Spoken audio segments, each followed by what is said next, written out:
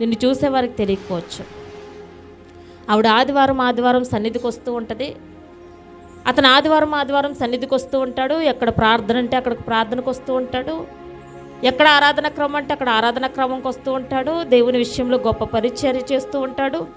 దేవుని విషయంలో గొప్ప నమ్మకంగా కొనసాగుతూ ఉంటారు.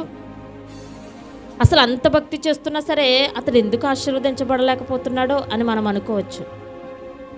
కానీ నేను ఎందుకు ఆశీర్వదించబడలేకపోతున్నాను అనే ప్రశ్నకు సమాధానం నీలోనే ఉంది. ఒకసారి నిన్ను నీవు ప్రశ్నించుకో.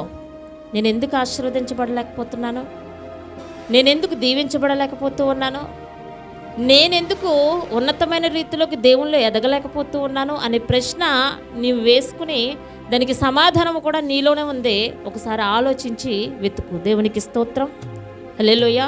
ఎందుకంటే దేవుడు అన్యాయస్తుడు కాదు, అందరినీ కూడా సమానముగా ప్రేమించేవాడే దేవుడు. దేవునికి స్తోత్రం, హల్లెలూయా. ఎందుకంటే మనుషులమైన మనము ధనమున్న వారిని ఒకలాగా, ధనము లేని వారిని ఒకలాగా చూస్తాం. అవునా కాదండి? ధనమున్న వారిని ఏరా అనడానికి భయపడతాం. ఎందుకు? వాళ్ళు ధనవంతులు కాబట్టి ఏరా అనడానికి భయపడతాం. వాళ్ళ దగ్గర ధనవంతు కాబట్టి. అంతేనా? అదే ధనము లేని వాడిని ఎలా పిలుస్తారు? యావండి అనడానికి చిన్న చూపు మనకి. వాడిని యావండి అంటున్నావేంటి? వాడి దగ్గర ఏముందని యావండి అంటున్నావు? అంటే మన దగ్గర ఉన్న డబ్బును బట్టి మనం ఏంటి అనేది డిసైడ్ అయిపోతున్నాం. అంటే యావండి అని పిలవాలో ఏరా అని పిలవాలో మన దగ్గర ఉన్న డబ్బును బట్టి మనము. కానీ దేవుడి ప్రేమ అటువంటి ప్రేమ కాదు. ఎవరైనా తన బిడ్డలే, ఎవరైనా నా బిడ్డలే. ఒకవేళ పాపంలో చిక్కబడి ఉన్నారా, వారిని పరిశుద్ధులుగా చేసి తన బిడ్డలుగా మార్చుకోవడానికి ఇష్టపడుతూ ఉంటారు. ఎవరినైనా సరే తన బిడ్డలుగా మార్చుకోవడానికే ఆయన ఇష్టపడుతూ ఉంటారు. దేవునికి స్తోత్రం. ఇప్పుడు దానియేలు అందరిలా లేడు, ఈ 120 మందిలాగా లేడు. పైన పెట్టిన 3 ప్రధానులు అంటే 2 ప్రధానులే ఒక ప్రత్యేకమైన రీతిలో ఉన్నాడు. కాబట్టి రాజు చూస్తూ ఉన్నప్పుడు దానియేలు ఒక ప్రత్యేకమైన స్థితిలో కనపడుతూ ఉన్నాడు. దేవుడు చూస్తూ ఉన్నప్పుడు నువ్వు ఒక ప్రత్యేకమైన స్థితిలో కనపడగలగాలి. దేవుడు అనేక మందిలో నిన్ను చూస్తూ ఉన్నప్పుడు నీలో ఒక ప్రత్యేకత ఉండాలి. దేవుడు అనేక మంది జనాంగములో తన సంఘములో ఆయన పరిశీలన చేస్తున్నప్పుడు ఈ సంఘములో ఒక ప్రత్యేకమైన రీతిలో నువ్వు కనిపించాలి దేవుడికి.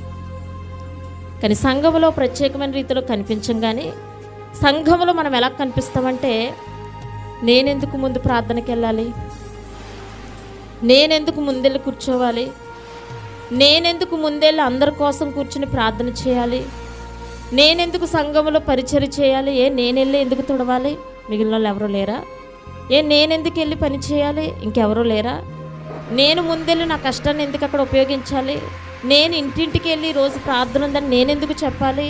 అలా చెప్పినప్పుడే నువ్వు దేవునికి ఒక ప్రత్యేకమైన రీతిలో కనపడతావు. దేవునికి స్తోత్రం.